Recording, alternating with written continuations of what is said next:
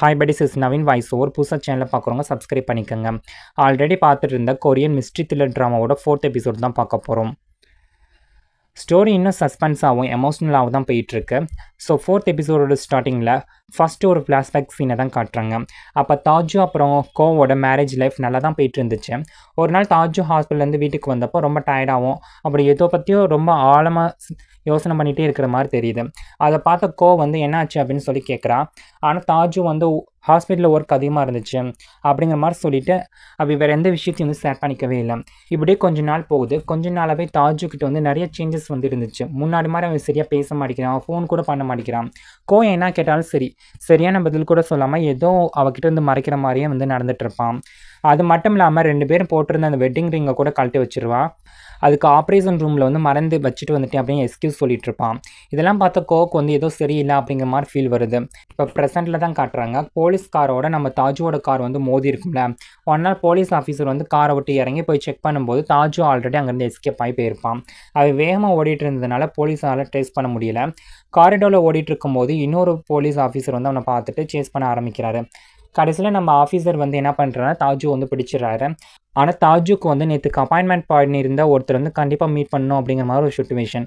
அதனால் செல்ஃப் டிஃபென்ஸ்க்காக அந்த police officer வந்து கீழே தள்ளி விட்டுருவான். அப்போ அந்த ஆஃபீஸர் வந்து மயங்கி விழுந்துருவாரா. ஆனால் தாஜு வந்து அவ்வளோ மனசாட்சி கட்டவேனா ஒன்றும் கிடையாது. உடனே ஃபஸ்ட் எய்ட் கொடுத்து அந்த ஆஃபீஸரோட உயிரை காப்பாற்ற ட்ரை பண்ணிகிட்டு இருப்பான். அதுக்கப்புறம் ஆம்புலன்ஸ்க்கும் கால் பண்ணி ஹாஸ்பிட்டலுக்கு வந்து அனுப்புறதுக்கான ஏற்பாடு பண்ணி விட்ருவான். கரெக்டான நேரத்தில் ட்ரீட்மெண்ட் கிடைக்கலன்னா அந்த ஆஃபீஸரோட உயிருக்கு ஆபத்து வரலாம் அப்படிங்கிறது அவனுக்கு தெரிஞ்சிருக்கு. அதுக்கப்புறம் தான் அவன் அங்கேருந்து கிளம்பி போயிருப்பான். இதுக்கடையில் நமக்கோ டிவியில் நியூஸை பார்த்துட்டு இருப்பான். அதே நேரத்தில் அந்த சைக்கோபாத் கிட்னாப்பர் வந்து அவள் இருக்க இடத்த கண்டுபிடிச்சு மறுபடியும் அவகிட்ட வரான். கோ தப்பிக்க ட்ரை பண்ணுறான். மறுபடியும் அவங்ககிட்ட வந்து மாட்டிக்குவான். இன்னொரு பக்கம் நம்ம தாஜு ட்ரெயினில் வந்து ட்ராவல் பண்ணிகிட்டு இருக்கும்போது சுயாங் வந்து மீட் பண்ணுறான். லொக்கேஷனுக்கு வந்து ஃபோன் பண்ணி நான் வந்துட்டேன், என்னோடய ஒய்ஃப் எங்கே அப்படின்னு சொல்லி கேட்குறான். அதுக்கு சுயாங் வந்து என் கூட வா அப்படிங்கிறான். தாஜு வந்து இப்போ கோவை தான் பார்க்க போகிறோம் அப்படின்னு நினச்சிட்ருப்பான். ஆனால் சுயாங் வந்து டேரெக்டாக தன்னோட வீட்டுக்கு தான் கூட்டிகிட்டு வந்திருப்பான் நம்ம தாஜுவை. இந்நாள் தாஜு வந்து ரொம்ப கோவமாக என்னோடய ஒய்ஃப் வந்து காட்டுறேன்னு சொல்லிட்டு ஏன் இங்கே கூட்டிட்டு வந்த அப்படின்னு சொல்லி கேட்குறான். அப்போ சுயாங்கோட வீட்டில் இருந்த ஃபோட்டோஸ் எல்லாம் பார்த்து தாஜு வந்து ரொம்ப ஷாக் ஆகிடுறான். ஏன்னா அந்த இடத்துல கோவோட ஃபோட்டோ வந்து இருந்துச்சு. அதே மாதிரி இன்னொரு லேடியோட ஃபோட்டோவும் அங்கே இருந்துச்சு. அவங்க தான் வந்து ஏன்னா சுயாங்கோட ஒய்ஃபு. அவங்களையும் நம்ம கோவம் மாதிரி அந்த சைக்கோபாத் வந்து கிட்னாப் பண்ணியிருந்திருப்பான். இதை கேட்ட தாஜுக்கு வந்து சுயாங் மேலே நம்பிக்கை இல்லை. அவன் போய் சொல்கிறான் அப்படின்னு நினச்சாவே அவனை அட்டாக் பண்ணி அந்த ட்ரக் வந்து இன்ஜெக்ட் பண்ணி விட்டுறான். எனக்கு எந்த எக்ஸ்ப்ளனேஷன் வேணாம், என்னோடய ஒய்ஃப் எங்கே இருக்கான்னு மட்டும் சொல்லு அப்படின்னு சொல்லி கத்திட்டுருப்பான். இதுக்கடையில் நம்ம கோவம் வந்து தன்னை கட்டி போட்டு வச்சிருந்த ரூம்லேருந்து எப்படியோ வெளில வந்துடுறான். அவள் டேரெக்டாக வந்து எஸ்கேப் ஆகலாம். ஆனால் பக்கத்து ரூமில் இருந்தால் அந்த சோனியாவை விட்டுட்டு போகிறதுக்கு அவளுக்கு மனசே வரல. அப்போ சோனியா வந்து நீ மட்டும் தப்பிச்சுப்போ, என்னை பற்றி நீ கவலைப்படாதா அப்படின்னு சொல்கிறான். ஆனால் நம்ம கோ இல்லை நான் உடனே காப்பாற்றி தான் போவேன் அப்படின்னு சொல்லிட்டு இருப்பான். நிறைய கீஸ் வந்து ட்ரை பண்ணுறான். ஃபைனலாக டோர் வந்து ஓப்பன் ஆக போகிற நேரத்தில் கரெக்டாக அந்த சைக்கோபாத்தங்க வந்துடுறான். 2 பேருமே மறுபடியும் அவங்ககிட்ட வந்து மாட்டிக்கிறாங்க. இன்னொரு பக்கம் நம்ம தாஜுவை தான் காட்டுறாங்க.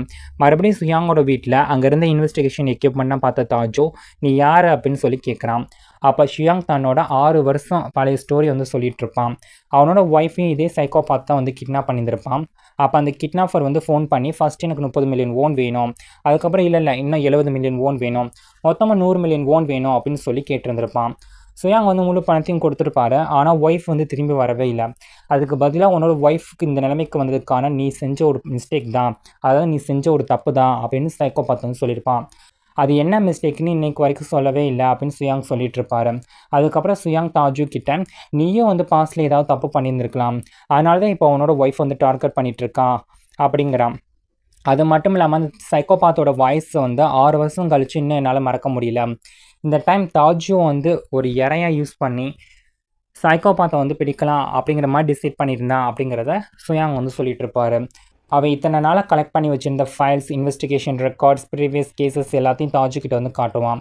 அதுக்கப்புறம் தாஜு வந்து என்னோடய ஒய்ஃப் வந்து நான் எப்படி காப்பாற்றுவது அப்படின்னு சொல்லி கேட்குறான். அதுக்கு சுயாங் வந்து ஒரு சிம்பிளான பிளானை தான் வந்து சொல்கிறாரு.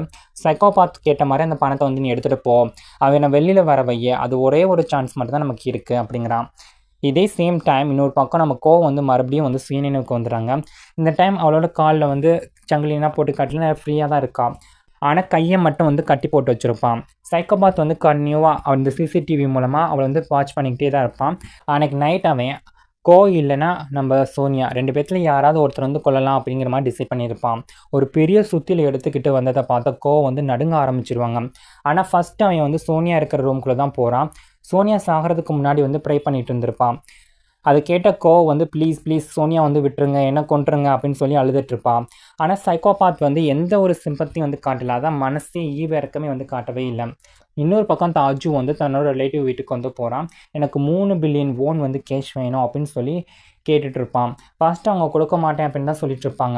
ஆனால் தாஜு வந்து வார்னிங் கொடுக்கறதுக்காக வாலில் ஷூட் பண்ணதும் அவங்க பார்த்து அதை பயந்து பணத்தை வந்து கொடுத்துட்றாங்க. அடுத்த நாள் அவங்க போலீஸ் ஸ்டேஷனுக்கு போய் கம்ப்ளைண்ட் கொடுக்குறாங்க. இந்த நியூஸ் டிவியில் பார்த்ததும் சைக்கோபாத் கூட டென்ஷன் ஆகிடுறான். ஏன்னா இதெல்லாம் வந்து சுயாங்கோட பிளானாக வந்து இருக்கும். சைக்கோபாத்தை வந்து மென்டலாக டிஸ்டர்ப் பண்ணுறதுக்காக தான் இந்த ட்ராமாவே போட்டிருப்பாங்க. அதுக்கப்புறம் இந்த சுயாங் வந்து தாஜுவை போலீஸ் ஸ்டேஷனுக்கு வந்து அனுப்பி பழைய கேஸ் ஃபைல்ஸ்லாம் வந்து வாங்க சொல்லியிருப்பான். அவரோட போலீஸ் ஃப்ரெண்டு வந்து ஹெல்ப் பண்ணதுனால அஃபிஷியல் பர்மிஷனோட அந்த ஃபைல்ஸ் எல்லாம் வந்து கிடச்சிடுது. இந்த பக்கம் அந்த கிட்னாப்பரோட பிளேஸில் இந்த சைக்கோபாத் கோக்கு வந்து சாப்பாடு கொண்டுட்டு வந்து சாப்பிடு, இன்னும் கொஞ்ச நேரத்தில் ஓன் டைமும் வரும், உன்னோட ஹஸ்பண்ட் வந்து என்ன தப்பு பண்ணானோ அதை நினச்சிக்கோ அப்படின்னு சொல்லிட்டு சிரிச்சிட்டு இருப்பான்.